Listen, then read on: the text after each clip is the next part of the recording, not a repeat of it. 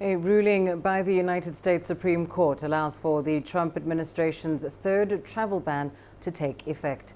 Released in September, the ban restricts citizens from Syria, Iran, Chad, Yemen, Somalia, Libya, the DPRK, as well as some Venezuelan officials from entering the U.S.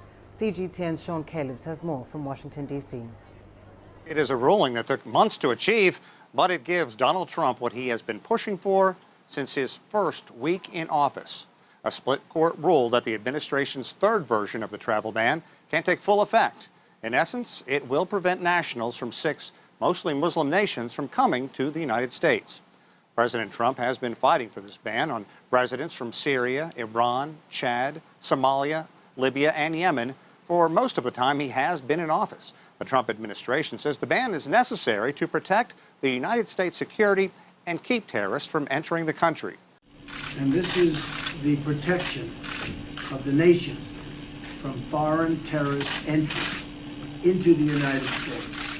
We all know what that means. The decision by the High Court supersedes a compromise that justices reached back in June.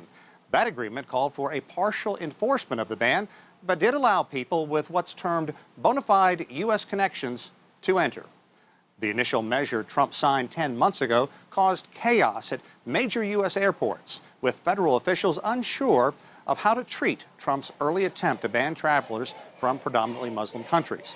Trump's travel ban also led to a host of legal challenges that forced the administration to twice redraft its proposal.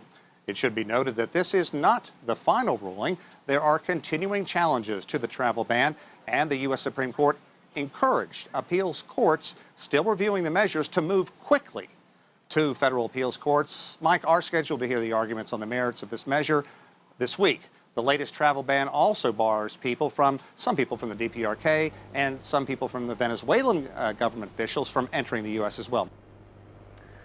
Well, of course, as we heard, there are 2 African countries included in that ban, Somalia and Libya. Let's get the response from CGTN's Abdulaziz Billo. He joins us now live from the Somali capital of Mogadishu.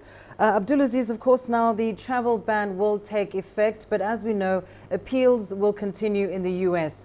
Meanwhile, how worried are Somalis, those in particular, that are interested in traveling to the United States?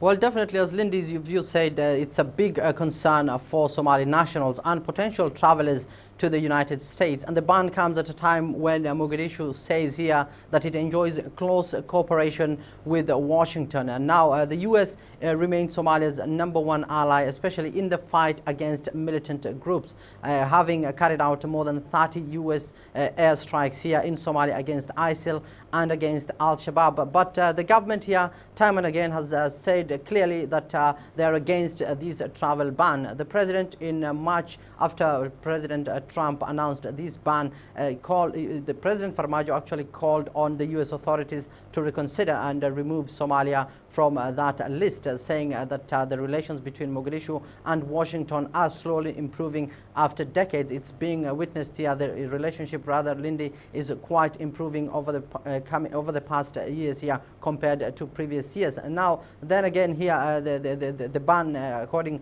to U.S. authorities, will affect predominantly Muslim countries. Now, on the ground here, many say that this ban in the first place shouldn't have, Somali nationals shouldn't have been included in this ban, because the U.S. doesn't have an embassy here in Somalia that grants a visa to Somali nationals. That process is done at the U.S. embassy in Nairobi. That's where the Somali mission is actually based. That's where Somalis go, they go through the vetting procedure by U.S. authorities, and after that, that's when they get this visa to go to the United States. So definitely, what many here on the ground are actually saying is that the Somali nationals, once they go to that embassy, they should be vetted properly and liaise with Somali authorities. That way, they can be able to get good information regarding those wanting to go to the United States. But on the ground here, many are saying that this is indeed a religious discrimination straight away, because this travel ban was part and parcel of President Trump's campaign pledges once he was the candidate. And what we are seeing right now is that campaign pledge being enforced and turned into law. So definitely it has raised eyebrows here in Somalia among many nationals, and it's likely to affect the cooperation that Somalia says it's enjoying with Washington, Lindy. Indeed, and as you say, with that cooperation, it seems it's one step forward but two steps back. Abdulaziz, the other concern will of course be those Somalis that are already in the United States. How are they likely to be affected by this ban?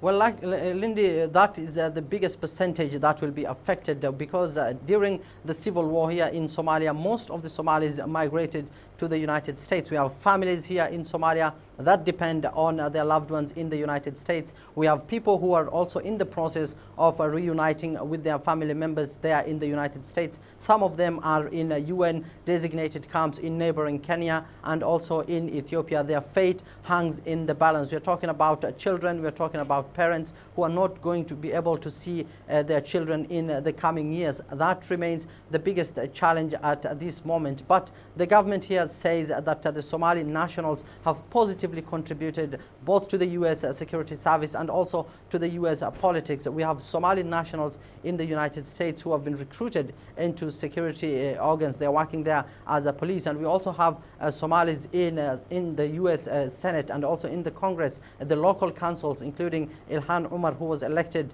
alongside during the time when President Trump was elected. She was the first Somali American to be elected in the Minnesota Legislative Assembly. So definitely the experts here are saying that this ban will deal a huge blow because thousands of Somalis actually depend on the cooperation between their loved ones there and also who are here in Somalia. And also more than $1.2 to $2 billion is actually sent back to Somalia here by expatriates from abroad. Most of them, they are from the United States. So definitely it deals a huge blow to families here on the ground, and families are waiting to see their loved ones. And we're waiting for an official Somali government response so that they can be able to lobby the United States to change this ban, because one of the countries that was in this ban was also Sudan, and they lobbied and the US removed it from this list. So many are saying that the government needs a fresh approach and needs a new lobbying company, a lobbying firm to be able to lobby the US to allow to remove Somalia rather from this list and ensure that the families are able to reunite with their parents in the United States. Lindy. Because, of course, as you say, a heavy blow for those families that are split between the US and Somalia. Thanks very much, Abdulaziz Billow, live for us there in Mogadishu.